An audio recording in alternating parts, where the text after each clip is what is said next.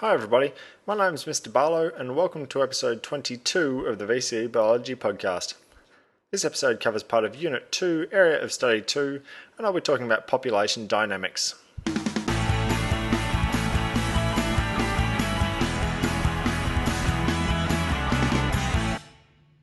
Now, a population is a number of organisms of the same species that live in a defined geographical area.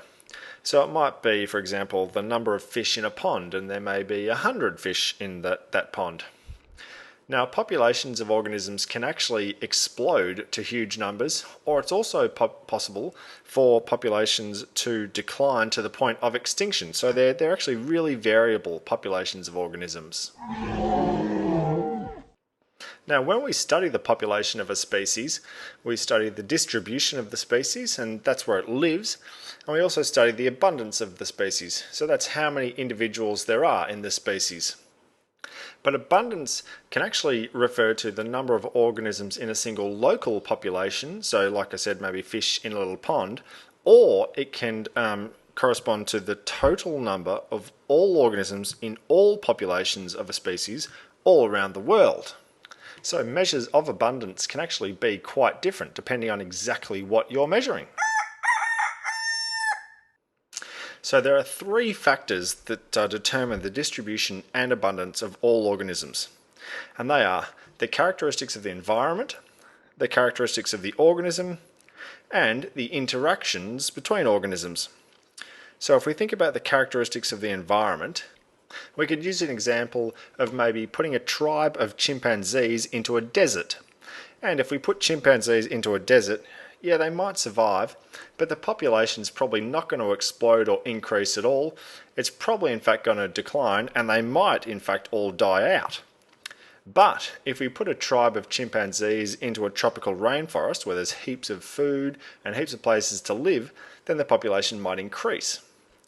Now, if we think about the characteristics of organisms, if we had some fish and we put some fish into a rainforest up into the trees, then the fish are probably going to die because the characteristics of a fish are not really suited, so they don't have the right features to survive in a tree. But if we put a fish in the ocean, then the population of fish is probably going to increase because fish are really well adapted to be in the ocean. Now let's think about the third one, the interactions between organisms. So let's say we did in fact put a bunch of fish in the ocean and we put them right near a whole bunch of sharks.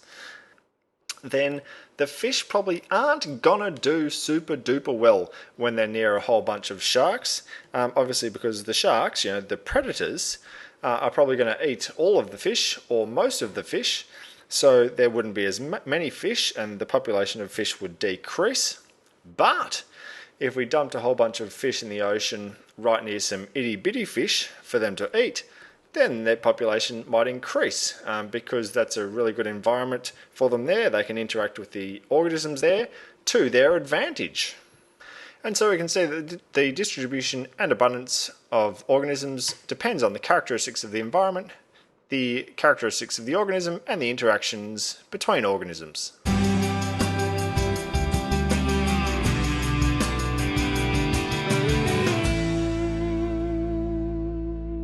Now, the size of a population is affected by four factors: births, deaths, immigration, and emigration. So birth, if you've got more organisms that are born, then the population is going to increase. Death, if more organisms die, then the population is going to decrease. Immigration, which is organisms coming into the population from another area. If you have more of that happening, then the population is going to increase. And emigration is organisms moving out of the population. Well, if you get that happening, then the population is going to decrease. And so population change can actually be represented by a special equation. And that is, population change is equal to births minus deaths plus immigrants minus emigrants.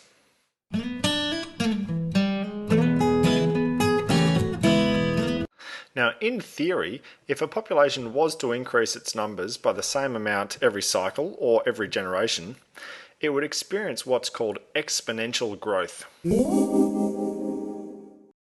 So an example of exponential growth is some bacteria can actually divide once every 20 minutes under the right conditions.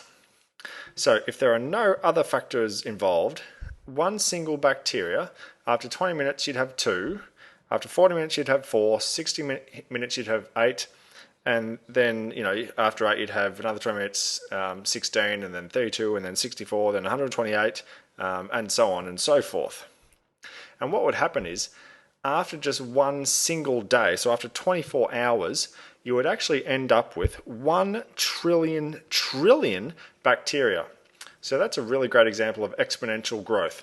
One organism becoming 1 trillion organisms in a really short period of time. But that never actually happens in real life because there are always lots of other factors involved. So although all populations do have the potential for exponential growth, fortunately they're all affected by what's called a limiting factor. So a limiting factor is something which limits the abundance and distribution of an organism. And often it's food. So, if there's not enough food for a population of organisms to eat, then some of them are going to die. And what happens then is the populations will actually eventually reach a constant size. And that's called the carrying capacity of the ecosystem. So they'll reach a stable level. So in terms of an ecosystem's carrying capacity for a particular species of organism, the numbers of organisms, there can be population explosions, and the numbers of organisms can go above that carrying capacity.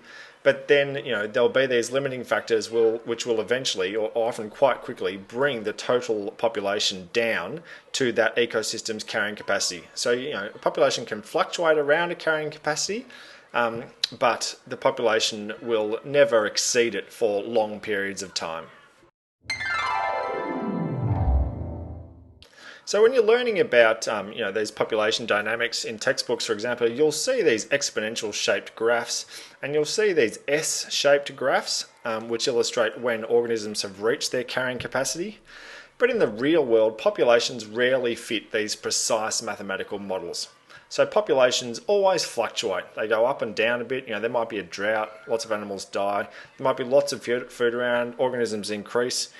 So in the real world, populations are constantly fluctuating up and down, away from these precise mathematical models which we talk about.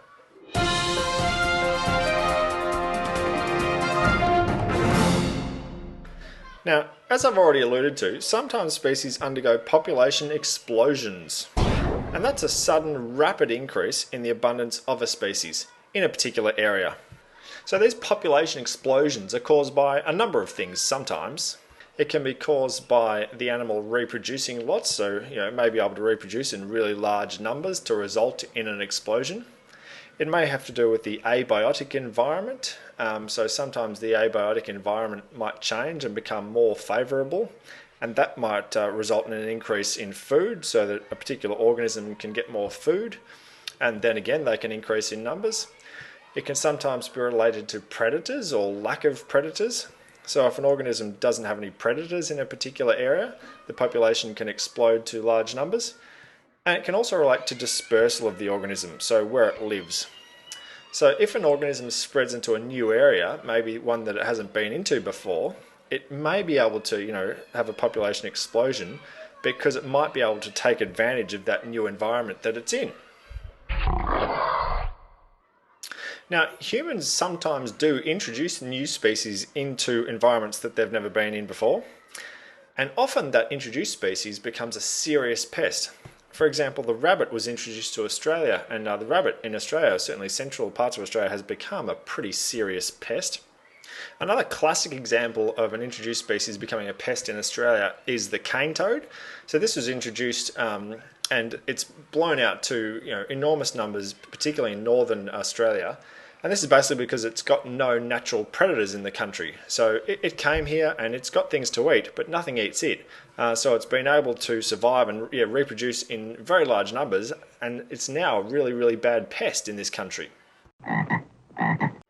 Now, if an introduced species does become a pest, it's best to use a biological control to limit the growth of that organism.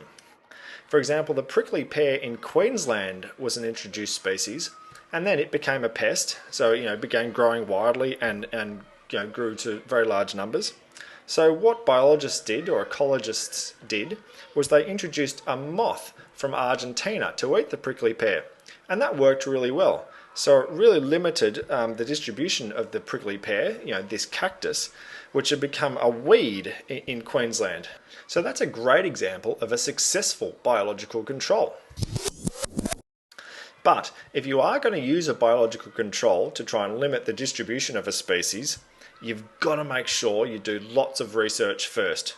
So you've got to research the ecology of the pest species, and also the controlling agent and the environment where it's all going to happen. And if you don't do the right research, it might all go wrong. And this is, kind of like I started to say before, this is what happened with the cane toad.